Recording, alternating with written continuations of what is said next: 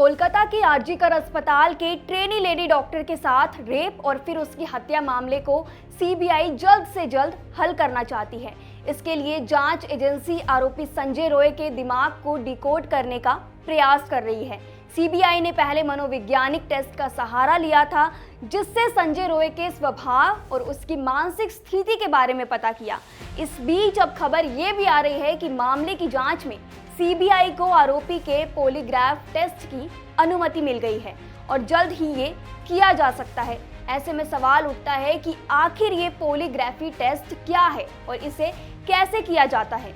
इसके जरिए आरोपी कितना सच उगलता है और कोर्ट इस पर कितना भरोसा करता है, क्योंकि रेप के ज्यादातर केसों में अमूमन हम लोगों ने देखा है कि इस टेस्ट का सहारा लिया जाता है। आइए जानते हैं इस टेस्ट से रिलेटेड सारे सवालों के बारे में इस वीडियो में। सबसे पहले जानते हैं कि पॉलीग्राफी टेस्ट क्या होता है। पॉलीग्राफ टेस्ट को लाई डिटेक्टर टेस्ट भी कहा जाता है। पॉलीग्राफ टेस्ट को झूठ पकड़ने वाली मशीन भी कहते हैं।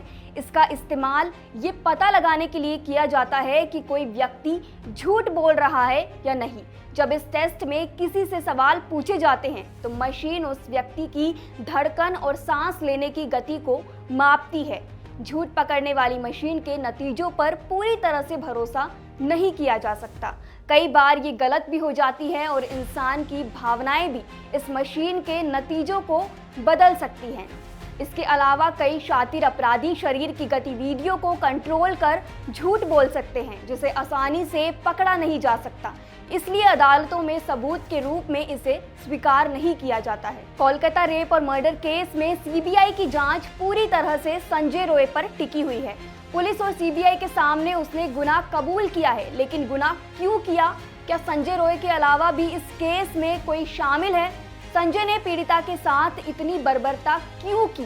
क्या संजय पर भी किसी तरह का दबाव बनाया गया? अब सीबीआई ऐसे ही तमाम सवालों का जवाब तलाशने में जुटी हुई है। लेकिन पॉलीग्राफी टेस्ट में संजय रॉय कितना सच बताएगा, इस पर भी अभी सवाल खड़े हो रखे हैं।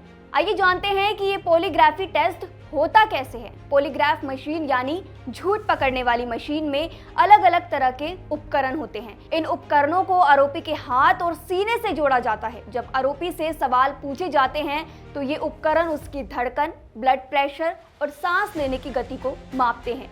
ये सारी चीजें एक मशीन पर दिखाई देती है, जैसे कि उसकी धड़कन कितनी तेज है या ये कितनी तेज सांसें ले रहा है। जब कोई झूठ बोलता है तो उसकी धड़कन और उसकी सांस लेने की गति बदल जाती है। इसी बदलाव से ये पता चलता है कि वह व्यक्ति या फिर जो अपराधी है जिस पर ये टेस्ट किया जा रहा है वो झूठ बोल रहा है या सच। झूठ पकड़ने वाली मशीन में कई तरह के उपकरण होते हैं। सांस लेने को नापने वाला उपकरण, ये उपकरण देखता है कि व्यक्ति किस तरह से सांस ले रहा है और इसमें कोई बदलाव आ रहा है या नहीं। और फिर आता है दिल की धड़कन और खून के दबाव को नापने वाला उपकरण। ये उपकरण व्यक्ति के दिल की धड़कन और खून के दबाव को मापता है। फिर आता है पसीने को नापने वाला उपकरण। ये उपकरण व्यक्ति की उंगलियों में पसीना कितना आ रहा है ये देखता है। उसके बाद सारी जानकारी लिखने वाला उपकरण, ये उपकरण इस सब उपकरणों से मिलने वाली जानकारी को लिखता है। पॉलीग्राफी मशीन के इतिहास पर भी एक नजर डालते हैं। इटली के चिकित्सक एंजेलो मोसो को दुनिया की पहली पॉलीग्राफ मशीन बनाने का श्रेय दिया जाता है। उन्होंने 1878 में एक तंत्र बनाया जो किसी व्यक्ति के भावनात्मक स्थिति को माप सकता था। 20वीं सदी की शुरुआत में अमेरिकी मनोवैज्ञानिक विलियम मार्स्टोन और कैलिफोर्निया पुलिस अधिकारी जॉन ऑगस्टस लार्सन ने इस मशीन में कई सुधार किए और इसे अधिक सटीक बनाया। इसके बाद फिर साल 1921 में लॉर्सन ने पहली बार एक पॉलीग्राफ मशीन का उपयोग एक अपराध की जांच में किया था। अब जानते हैं कि नार्को टेस्ट और पॉलीग्राफ टेस्ट में डिफरेंस क्या है। पॉलीग्राफ टेस्ट या लाई डिटेक्टर टेस्ट में व्यक्ति से कुछ सवाल पूछे जाते हैं और इस दौरान उसकी धड़कन, सांस लेने की गति और पसीने को मापा जाता है। जब कोई झूठ बोलता है तो इन चीजों में बदलाव आता है।